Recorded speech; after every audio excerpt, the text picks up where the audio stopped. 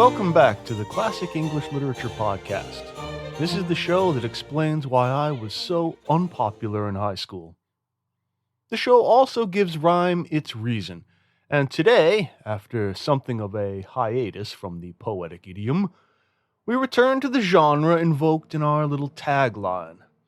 I want to finish up this mini-series of episodes on Ben Jonson by looking at his lyric verse.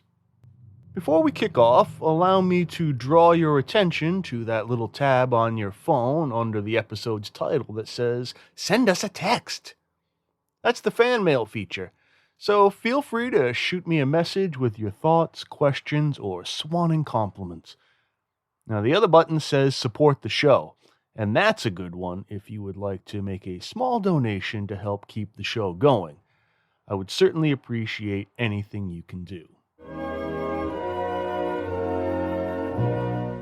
I have mentioned Ben Jonson's heroic self-regard in publishing a folio edition of his works in 1616, a move of such audacious self-promotion that he suffered the slings and arrows of his peers' contempt. Further exasperating the Jacobean elite was the inclusion of drama in the volume, rather than presenting exclusively the more seriously considered poetry. And while readers today, if they know Jonson at all, know him for his comedies, we must acknowledge that old Ben had rather a nice touch with lyric. In that folio, he grouped the lyrics into discrete sections, which he called epigrams and the forest. In a later edition of the works, he added a third, titled Underwood, though this was published posthumously in 1641, he having rather inconveniently died in 1637. It's from the epigrams that his best-known poems are drawn. Now, a word about the title of this section. Diligent students that you are, I know you have already raced to your glossary of literary terms and looked up the definition of epigrams. And you have found that an epigram is a brief poem, often less than half a dozen or 10 lines, usually quite witty, can be satirical with an edge of personal invective, and finishes off with an ingeniously twisty ending. "Oh boy," you exclaim, rubbing your hands and licking your chops. "We're in for some top-shelf Jonson snark here." Now, in a poem called On Something That Walks Somewhere, Jonson is witheringly dismissive of a courtly fop. Here it is. At court I met it in clothes brave enough to be a courtier, and looks grave enough to seem a statesman. As I near it came, it made me a great face. I asked the name. "A lord," it cried, "buried in flesh and blood, and such from whom let no man hope least good, for I will do none, and as little ill, for I will dare none." Good Lord, walk dead still. In 8 lines of iambic pentameter couplets, Jonson expresses a clear resentment of the leisured classes. The speaker comes across a courtier whom he regards immediately as subhuman and it. The courtier is dressed in, quote, "clothes brave enough to be a courtier." The word brave is a curious choice, denoting, as it does, courage, but connoting a sense of quality or luxury. So he's dressed well enough, with a hint of enough meaning just barely. He's dressed well enough to be a courtier, but interestingly, the sentence is enjambed. That is, it runs over the end of the pentameter line, which ends with the word enough. So we can read the first line as focusing on the fine costume of the man, but the second line undercuts the sense of the sentence. Same thing with the enjambment over lines 2 and 3, commenting on the courtier's serious statesman-like mien, though again, just barely. And Jonson repeats enough as the end rhyme. When the speaker asks his name, the haughty peacock only replies, "A lord," as if a name should be less important than a rank to such a precocious commoner. Then the Lord declares something of a personal credo, which I always do when introduced to a stranger. He says, He is a lord from whom no man should expect the least good or little ill, for he will, quote, dare none. The dare ironically undercuts the brave of line 1. So he's a lord from which no man should expect anything. And since we've no proper name, perhaps Jonson's speaker thinks that's what should be expected of any up-jumped cupbearer. It's an it, after all, right? Jonson ends the poem with the ambiguous, quote, good Lord, walk dead still. Interesting line. Is it a cry of exasperation? Good Lord. Or an imperative address? Good my Lord. And what does walk dead still mean? Like remain motionless? Stop flouncing about? Or does still mean, as it could have in the early 17th century, always? Or does it mean something like the far more earthy, F off and die? Anyway, that's the kind of things epigrams do. Jonson does serve up a gut-busting helping of celebrity roast, but these are not really his best work. He uses the term epigram far more liberally, and the poems that deserve the attention of a general readership show a complimentary and tender side to the great bear. He includes a pious sonnet and rhyming couplets to his former schoolmaster, William Camden, and one of quite lofty praise to priest and fellow poet John Donne, whom we will study in the fullness of time. Probably the two most famous poems from the epigrams are memorials to Jonson's lost children. On My First Daughter, about the death of his 6-month-old daughter Mary in 1593, and On My First Son, for the death of his 7-year-old namesake 10 years later. The first poem, marking the death of his daughter, attempts a kind of stoicism in the face of loss. Jonson writes, quote, here lies to each her parents' roof Mary, the daughter of their youth. Yet all heaven's gifts being heaven's due, it makes the father less to rue.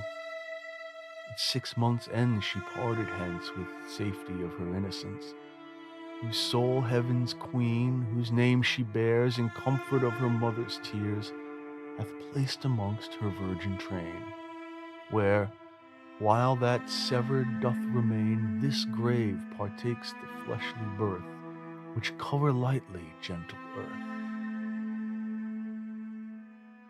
The poem is an apostrophe and address to the earth, the dirt or dust which composes the baby's grave.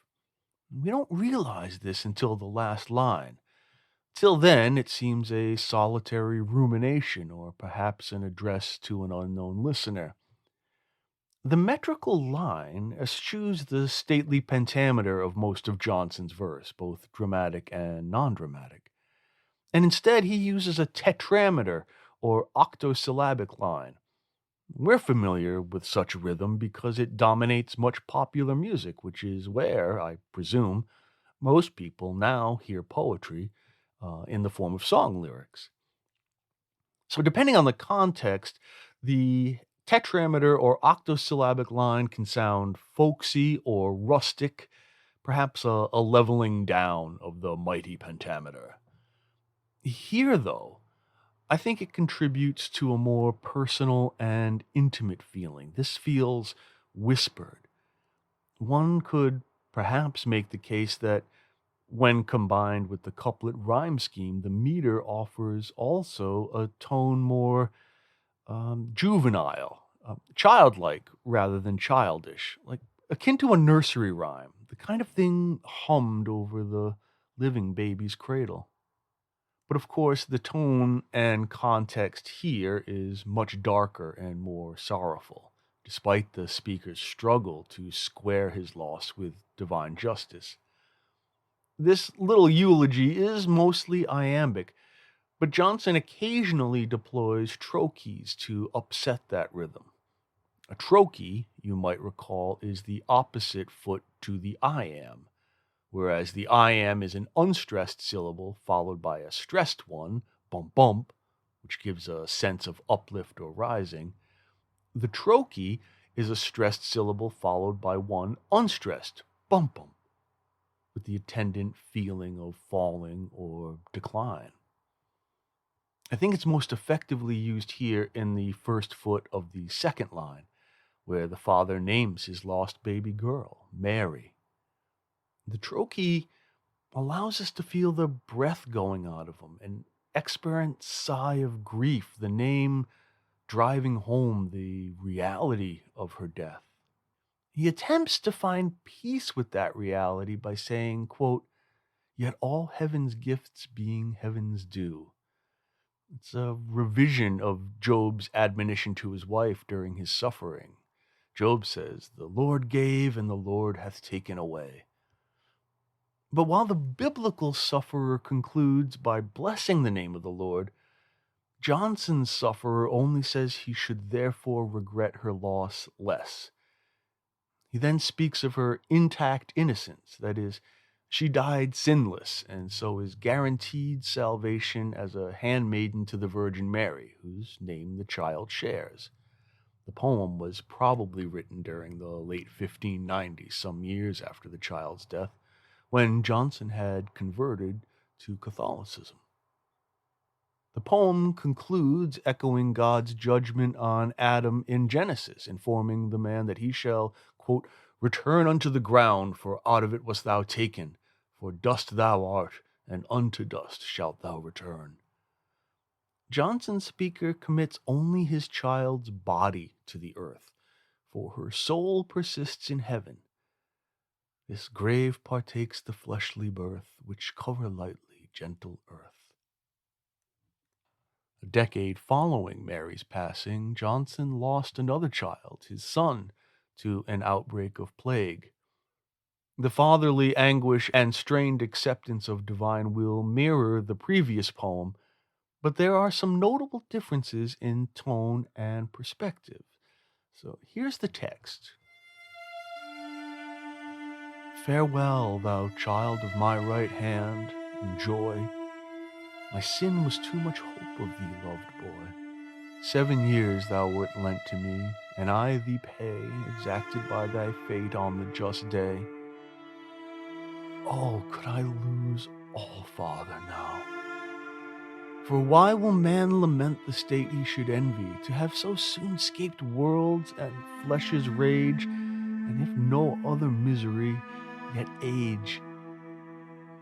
Rest in soft peace, and asked, say, here doth lie Ben Jonson, his best piece of poetry, for whose sake henceforth all his vows be such, as what he loves may never like too much."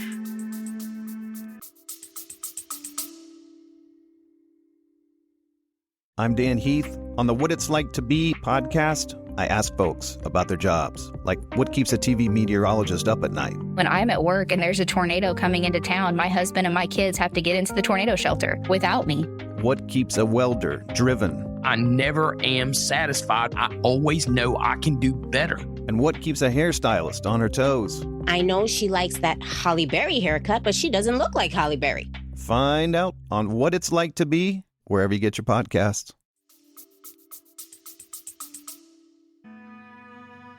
On My First Son, like its companion piece, takes the form of an apostrophe, but this time the grieving father addresses the dead directly. Jonson uses the first and second person voice almost exclusively, as opposed to the third person in On My First Daughter. Now, this has led many readers and critics to conclude that the loss of the boy meant more to him than that of the girl. And they will also note that Mary died at only 6 months, while Ben, the boy was named for his father, lived until he was 7.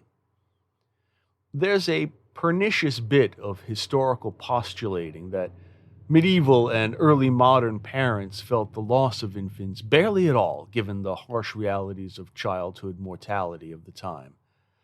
This is, of course, patently untrue. One need merely consult the volumes of verse, epitaphs, and letters from the period to know that bereavement is a human constant.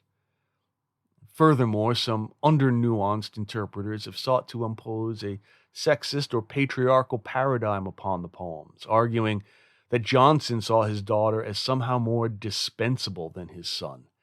And I just find that appalling. How dare they impose their crude political frameworks upon a real man's real heartache? Jonson returns to his usual iambic pentameter line, employing heroic couplets.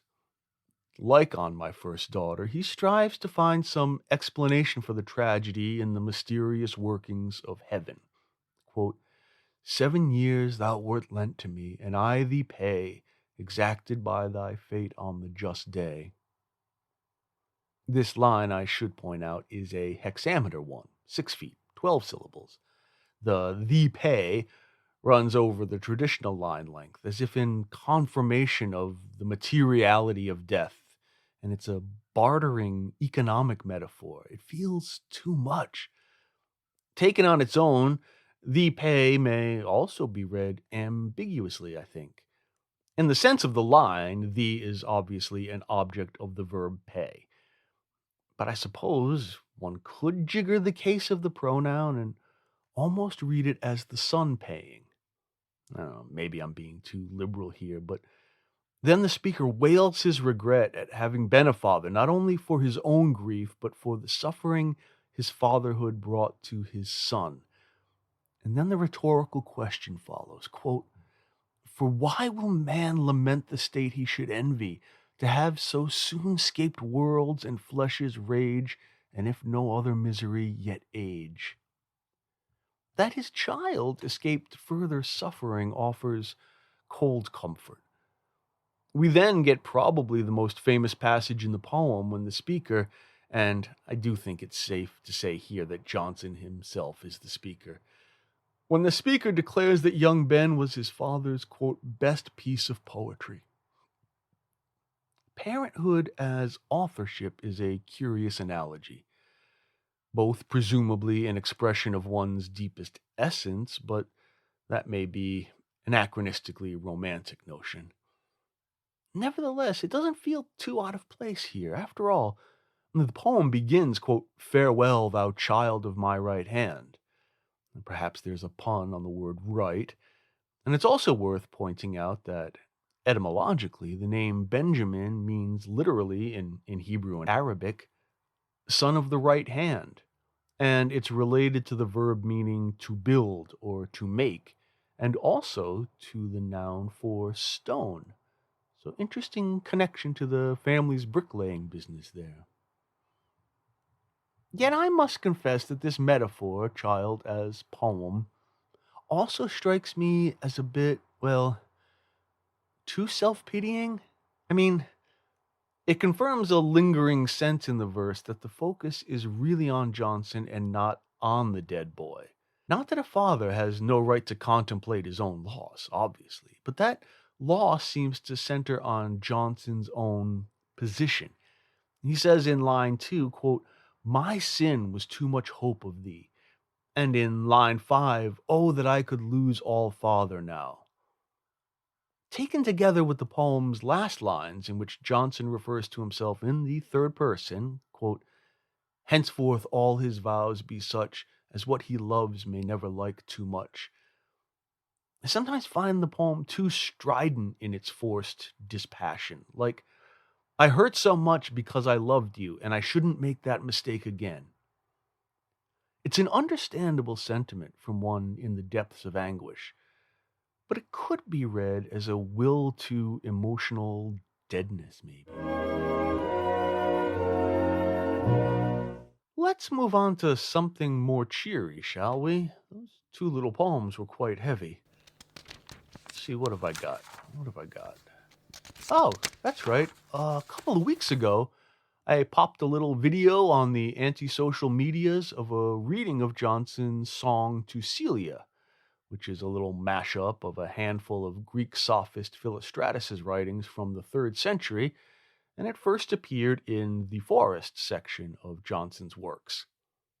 Since about the 18th century, when the poem was set to music, it has apparently become quite a well-known tavern song, though I have to say I've never heard it in any of the bars in which I misspent my youth.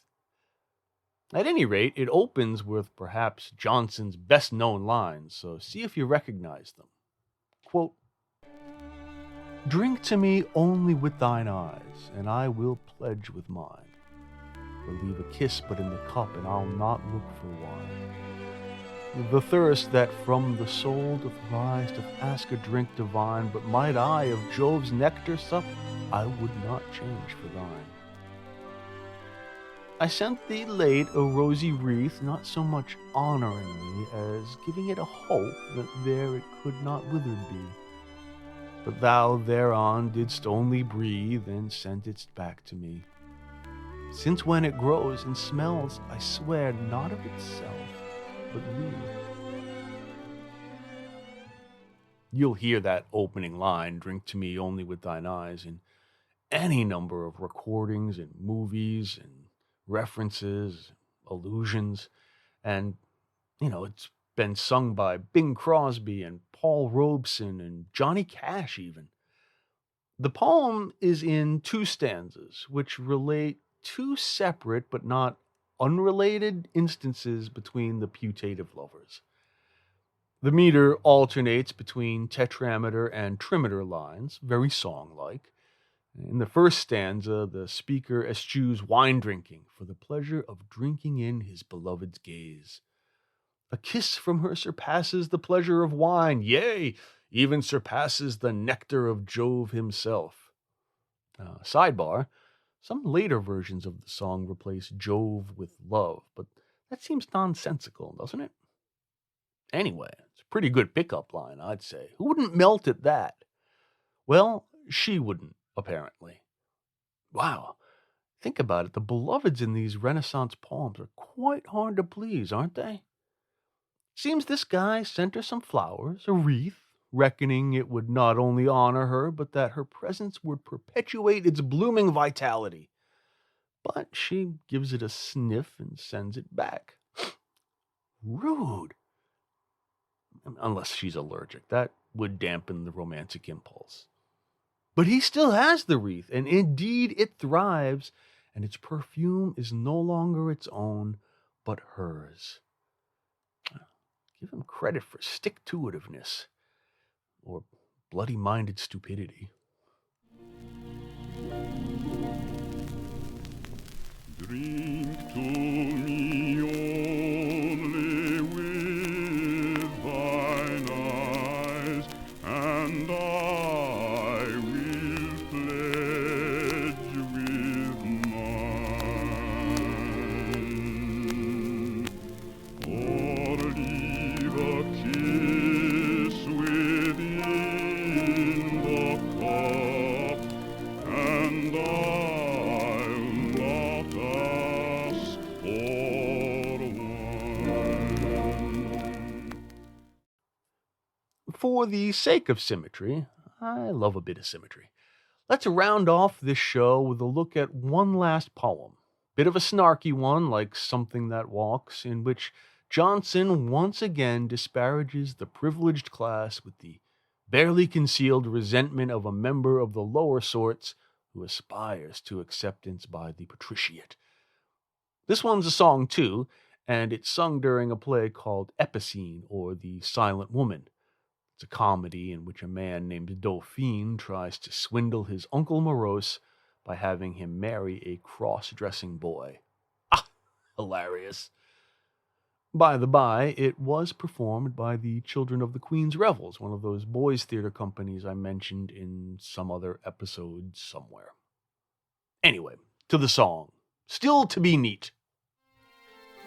Still to be neat, still to be dressed as you were going to a feast. Still to be powdered, still perfumed. Lady, it is to be presumed, though art's hid causes are not found, all is not sweet, all is not sound. Give me a look, give me a face that makes simplicity a grace, robes loosely flowing, hair as free. Such sweet neglect more taketh me than all the adulteries of art. They strike mine eyes, but not my heart. As you can see, we're back to Jonson's epigrammatic idiom. The speaker chastises a courtly woman for doting on her own appearance, always made up, always overdressed. Like Hamlet's revulsion at Ophelia's use of cosmetics, the speaker takes the beautiful and artificial exterior to indicate something corrupt or false inside. But why should one assume that? No one ever bothers to explain that. The whited sepulchre argument is always offered as self-evident. And then the speaker praises the unaffected beauty of natural simplicity, complete with loose flowing robes and hair, the insouciant charm of, quote, sweet neglect. That is what strikes his heart. Dirty hippie girls. To all hippies who might be tuning in, allow me to say that I don't think all of you are dirty. That was a joke. Though I would like to recommend that some of you reconsider the hygiene products you purchase from the co-op. Sometimes all natural is merely marketing speak for entirely ineffective. Word to the wise. But really, why should she care what he thinks? Why would she give a flamingo's fart about what he prefers in a woman? Is he just offering this vice unsolicited? If so, he's a presumptuous old windbag. Now, I'm speaking, of course, of the poem here as a standalone text, the way most people read it, not in the context of the play, where other ironies abound. Of course, we can also see that the poem, while taking female beauty as its instance, may be making larger comments about art in general, art as artifice, the opposite of nature. Concerns about this potential opposition will come to play a major role in the intellectual and aesthetic movements of the late 18th and early 19th centuries, but we'll leave that discussion to its proper time. I hope you've enjoyed this episode of the Classic English Literature Podcast. If you have, please take a moment to leave a 5-star rating and review wherever you listen. That raises the show's profile and makes more folks aware of it. Think about making a small donation if you can. Tell everyone you know about the sterling work done here. Be well, do good, and you'll hear from me soon.